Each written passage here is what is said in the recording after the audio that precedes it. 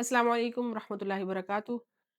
आज हम करने लगे हैं एक्सरसाइज 1.2 क्वेश्चन नंबर 2 का 7th पार्ट हम स्टार्ट करने लगे हैं। अब तक हम इसके 6 पार्ट्स कंप्लीट कर चुके हैं। इंशाल्लाह आज की वीडियो में हमारा ये क्वेश्चन नंबर 2 कंप्लीट हो जाएगा। ओके, स्टार्ट करते हैं। देखिए जरा 64 की पावर -2/3 डिवाइडेड बाय 9 की पावर -3/2 एंड हमने इसको सॉल्व करना है। अब जरा देखें, हमारे पास दो ऑप्शंस है। या तो ये कि हम पहले पावर को पॉजिटिव कर लें देन सिंपलीफाई करें, या फिर ये कि हम पावर्स को एज इट इज रहने दें और सिंपलीफिकेशन कर लें। दोनों मेथड ठीक है। अब तक जो हमने 6 पार्ट तक हमने जो क्वेश्चंस किए, उसमें मैंने हर एक स्टेप में कहीं अगर पावर नेगेटिव आ रही है तो हमने उसको क्या किया है, पावर को पॉजिटिव किया देन सॉल्व किया। अब इस क्वेश्चन में हम जरा डिफरेंट मेथड के साथ सॉल्व करते हैं। दोनों मेथड ही ठीक है, जैसे आपको इजी लगे। अच्छा, अब जरा देखिए मैं इनको सिंपलीफाई करूंगी। पावर नेगेटिव है, एज इट इज रहेगी, इट्स ओके। इनको सिंपलीफाई करेंगे। अब जरा देखिए 64 को हम सिंपलीफाई कर सकते हैं। जैसे हमारे पास इस तरह हम सिंपलीफिकेशन प्राइम फैक्टराइजेशन के अकॉर्डिंग कर सकते हैं। ठीक हो गया, इस तरह भी की जा सकती है। लेकिन देखिए यहां पावर क्या है, 3। तो मैं इसको 3 की टर्म में तोड़ू, मतलब ये कि ये परफेक्ट क्यूब बनता है 4 का। 4 4s आर 16, 16 4s आर 64। तो ये परफेक्ट क्यूब बनता है। ये नेक्स्ट आगे जाके कैंसिल हो जाएगा। इसी तरह ये 9 है, तो ये 9 परफेक्ट स्क्वायर बनता है 3 का। ओके, तो मैं इसके अकॉर्डिंग इसको ब्रेक डाउन करती हूँ। 4 क्रॉस 4 होल की पावर -2/3 डिवाइडेड बाय, ये हमारे पास आ गया 3 क्रॉस 3 होल की पावर -3/2। ओके, नेक्स्ट ये हमने फैक्टर्स बनाए। अब हम इसको पावर की फॉर्म में लिखेंगे। 4 की पावर 3 होल की power -2/3 divided by 3 square whole की पावर -3/2। ओके, क्या करेंगे, पावर्स को आपस में मल्टीप्लाई कराएंगे। कर लेते हैं। 4 की पावर 3 मल्टीप्लाई बाय -2 की पावर -2/3 डिवाइडेड बाय 3 की पावर 2 मल्टीप्लाई बाय -3/2। जो कैंसिल होता है कैंसिल करते हैं। ये हमारे पास आ गया 4 की पावर -2 डिवाइडेड बाय 3 की पावर -3। ओके, डिवीजन का साइन है, ओवर की फॉर्म में लिख लेते हैं। 4 की पावर -2 3 की पावर-3। ठीक है, पावर्स को पॉजिटिव करना है, क्या करेंगे, फ्लिप कर देते हैं।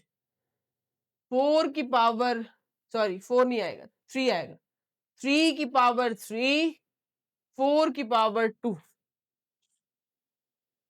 3 की पावर 3 27, 4 की power 2 16। 3 3s are 9, 9 3s are 27, 4 4s are 16। Answer. Okay, next part करते हैं हम। 8 पार्ट है हमारे पास। नेक्स्ट पार्ट, इसको हम सॉल्व करते हैं। देखिए इसमें भी हम क्या करेंगे, सिंप्लीफिकेशन करते हैं। पावर हमारे पास फिर अननोन आ गई। हम क्या करेंगे, जिसके फैक्टर्स बनते हैं उनके फैक्टर्स बनाएंगे। 3 की पावर n क्रॉस 9 है हमारे पास, तो 9 को ब्रेक डाउन करते हैं। 3 क्रॉस 3 होल की पावर n+1। 3 की power n -1 cross 3 cross 3 whole की पावर n-1। नेक्स्ट स्टेप है हमारे पास, इसको पावर्स की फॉर्म में लिखते हैं। ये फैक्टर्स है, फैक्टर्स को पावर की फॉर्म में लिखते हैं। 3 की पावर n क्रॉस 3 की पावर 2 होल की पावर n+1। ओके, 3 की पावर n माइनस 1 क्रॉस 3 की पावर 2 होल की पावर n माइनस 1। ओके, अच्छा, इसको हम मल्टीप्लाई करते हैं, पावर्स को आपस में मल्टीप्लाई करते हैं। 3 की पावर n क्रॉस 3 की power 2n plus 2, 2 1s are 2। 3 की पावर n माइनस 1 क्रॉस 3 की पावर 2n माइनस 2। मल्टीप्लीकेशन में पावर्स को ऐड कर देते हैं, ऐड करते हैं, हमारे पास ये आ जाएगा 3 की power n plus 2n plus 2।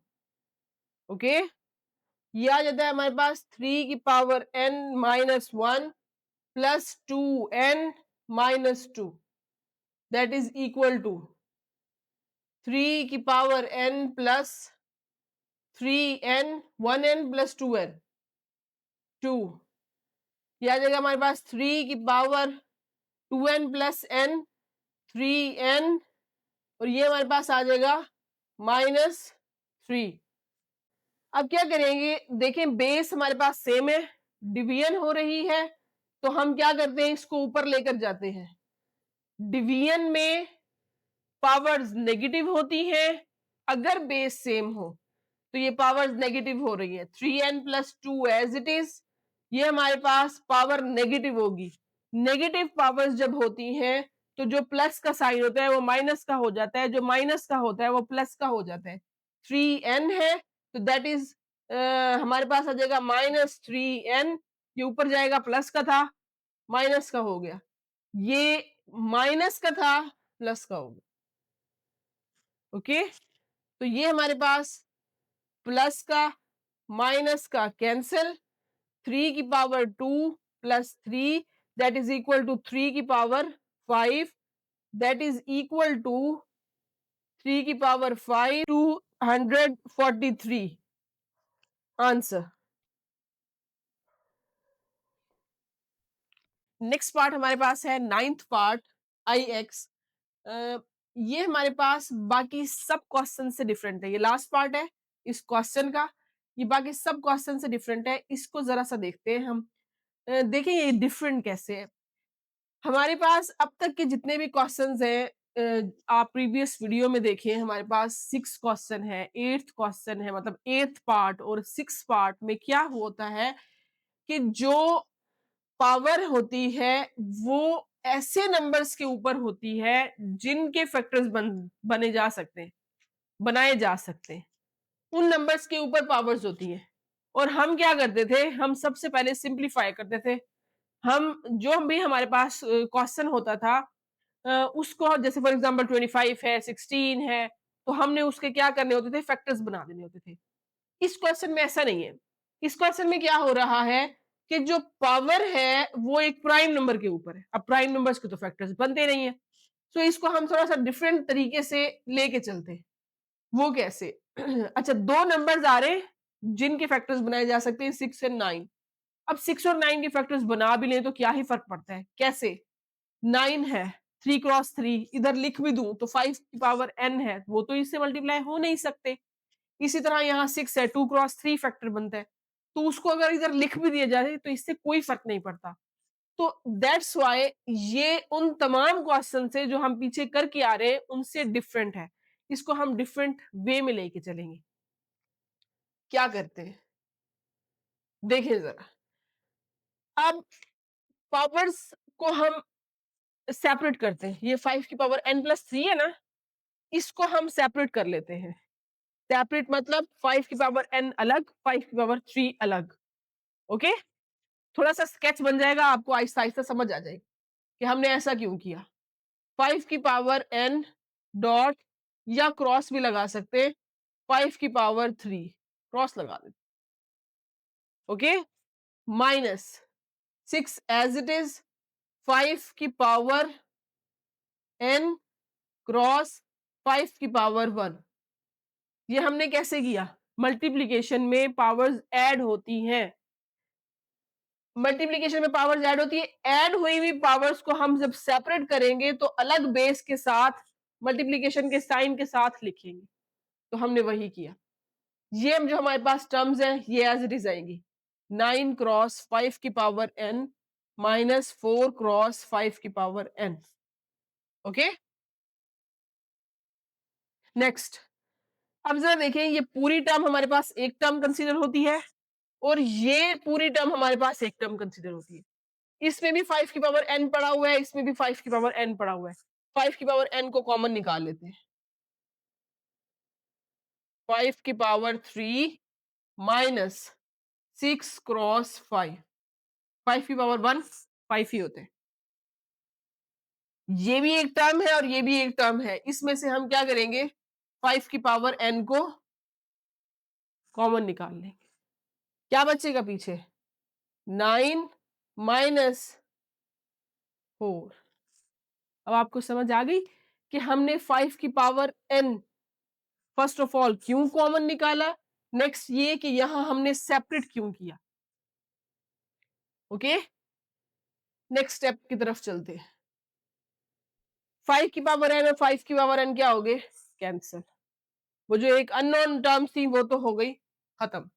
5 की power 3 that is equal to 25 minus 6 5 are 30, 9 minus 4 that is 5, 125 minus 30 that is 95 over 5।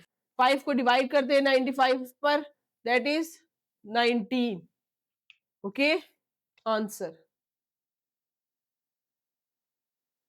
इस तरह हमारा क्वेश्चन नंबर 2 आज कंप्लीट हो गया।